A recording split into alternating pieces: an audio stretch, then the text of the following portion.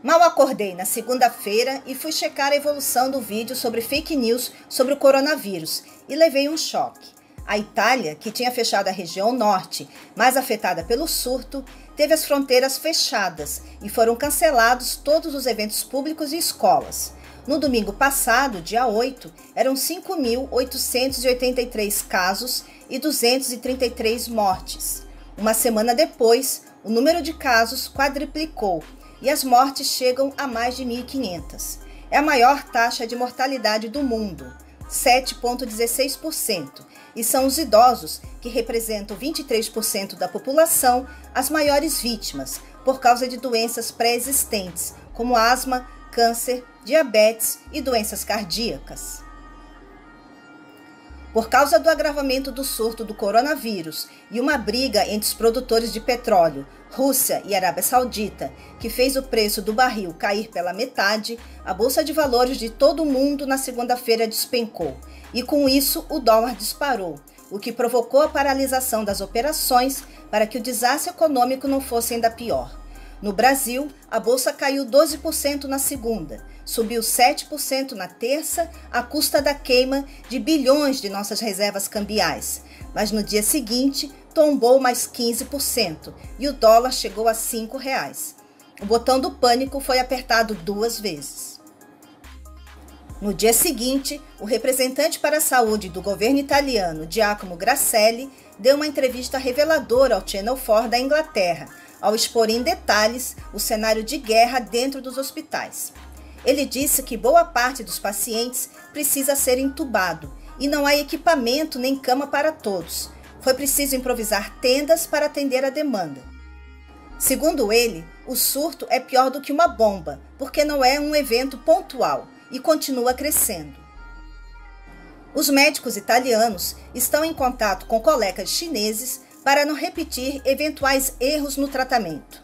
Um deles foi fazer os enfermeiros usarem fraldas para não parar o atendimento, mas acabavam se contaminando quando tiravam a roupa. Ou esperar muito tempo para entubar, porque o paciente suava muito ao tentar respirar e o vírus se espalhava pelo ambiente, infectando os enfermeiros. Um sobrevivente da doença, o inglês Conor Reed, que trabalha numa escola de Wuhan, na China, contou como foi ficar em quarentena. Ele disse que parecia um resfriado, mas com uma tosse seca muito persistente e uma extrema dificuldade em respirar. Segundo ele, era difícil ter fôlego para ir de um cômodo a outro, como se o pulmão funcionasse apenas 20%. Agora ele está bem e aconselha quem tiver sintomas a não sair de casa pelo bem dos demais, já que para os idosos o contágio pode ser fatal. No sábado, uma chinesa mostrou como é o dia a dia da cidade sitiada. Ela não ficou doente, mas está há 2 meses em casa e segue as recomendações de se manter ativa, estudar e até plantar o próprio alimento.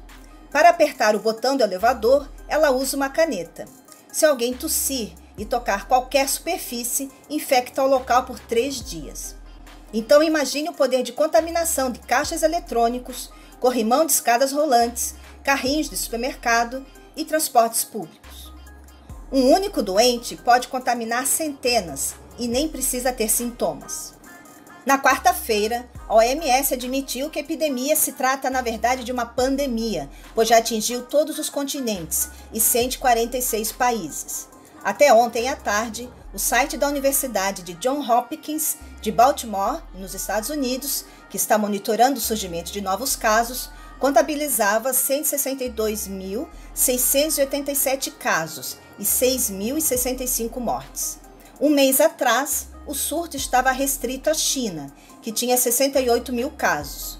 O país asiático começou a vencer o surto durante o Carnaval, onde começou a crescer os casos na Itália, em 20 de fevereiro.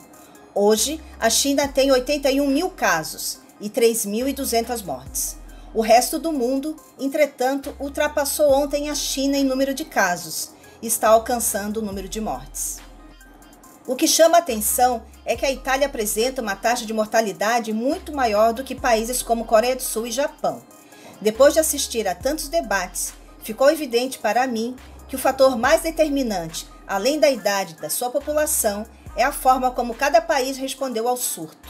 Nos países do Ocidente, as pessoas têm mais dificuldade em aceitar as restrições, como fazer quarentena, deixar de jantar fora, ir ao shopping, ao cinema e reforçar a higiene. Hábitos culturais também explicam porque a Espanha apresenta uma taxa diária de crescimento de casos de quase 50%, o dobro da Alemanha, onde não há o costume de cumprimentar com beijos e abraços. Até a mulher do primeiro-ministro espanhol se infectou. A Alemanha tem quase 5.000 casos, mas apenas 10 mortos até ontem. Ou seja, é no contato humano que se dá o contágio. Por isso, tantos cancelamentos de eventos públicos. O ideal é ter uma distância mínima de 1 metro entre uma pessoa e outra. Na quarta-feira, também assisti a uma palestra no canal TED Talks de uma especialista em saúde pública internacional, Alana Shaikh, da Universidade de Boston. Ela contou que já trabalhou para conter outras epidemias como a SARS e explicou como o vírus age. Ele se chama coronavírus porque tem a forma de uma coroa com espinhos, e é este espinho que perfura as células. Em vez de DNA, ele tem o RNA, que é mais flexível, por isso sofre mutações. Alana aconselha a seguir o exemplo de países que restringiram o acesso a locais públicos, a convivência entre idosos e crianças, porque os mais jovens não desenvolvem a doença, mas são vetores dela. E admitiu que esta não será a última pandemia. Tudo por causa da invasão sistemática à vida silvestre, como na Amazônia, e não temos anticorpos para combater zoonoses da vida selvagem, como os animais da feira de Wuhan, epicentro do surto. Também não é à toa que o céu da China ficou bem menos poluído depois que o país parou de fazer a superprodução, porque se tornou a fábrica do mundo, como mostra as imagens de satélite. Greta já tinha avisado, ouçam os cientistas. Falando em gente famosa, na quinta-feira o mundo ficou sabendo que Tom Hanks e a esposa tinham se infectado na Austrália durante as gravações de seu novo filme. Na semana anterior, eles deram entrevistas na TV, foram a jantares e posaram para selfies. Aliás, o Brasil foi manchete da Fox News, que apoia o presidente Trump, por causa do contágio da comitiva brasileira que esteve com ele. Não se sabe quem passou para quem. Só se sabe que Washington tem a maior taxa de casos do país e o número de infectados dobra a cada dia. Tanto Trump quanto Bolsonaro negaram a epidemia, disseminando nas redes sociais que era invenção da mídia. Bolsonaro chegou a chamar o surto de fantasia. Resultado: Trump apareceu no dia seguinte abatido em rede nacional, dizendo que o país entrava em estágio de emergência e cancelou todos os voos que vinham da Europa, com exceção da Inglaterra e Irlanda. No Brasil, o Palácio do Planalto inteiro entrou em quarentena. Apesar de desmentir o filho, falta credibilidade a Bolsonaro para limpar a barra junto à mão invisível do mercado, já que ele já deu mais de 700 declarações falsas desde que foi eleito, segundo a agência Aos Fatos.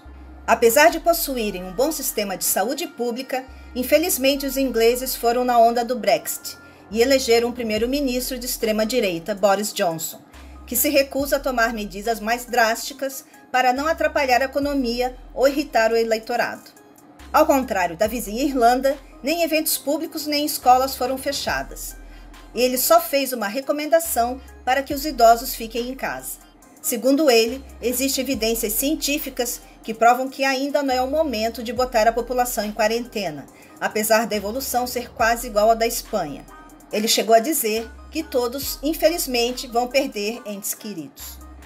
Felizmente para nós, o ministro da Saúde brasileiro, Luiz Henrique Mandetta, tem agido com mais transparência e feito coletivas diárias para atualizar os números. No Brasil, até domingo, não tinha registrado nenhuma morte, mas o tempo mais frio ainda não chegou, quando o vírus deve circular sem que a população tenha sido imunizada, já que a vacina deve demorar 1 ano para chegar ao mercado.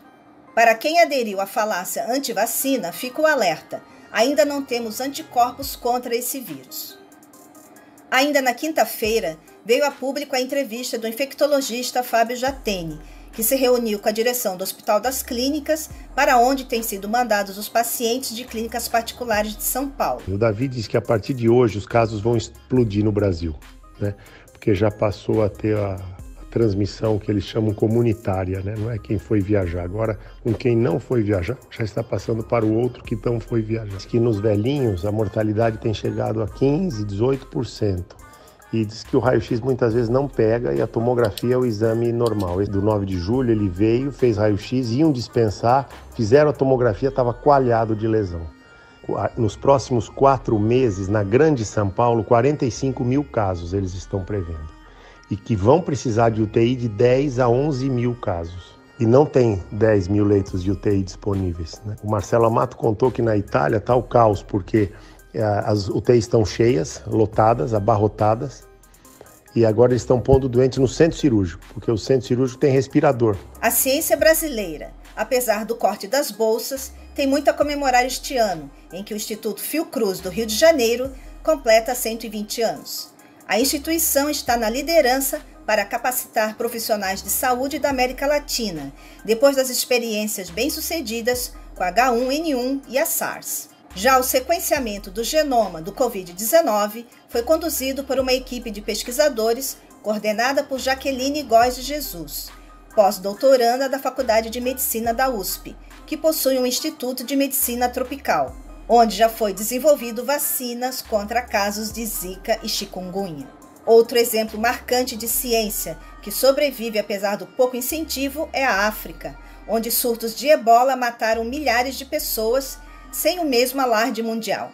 A experiência em lidar com epidemias fez com que Senegal fosse pioneiro no desenvolvimento de vacinas. Mas há uma preocupação grande com a população porque o coronavírus pode passar para notas de dinheiro e não há água potável suficiente no continente esquecido para fazer a correta higiene das mãos.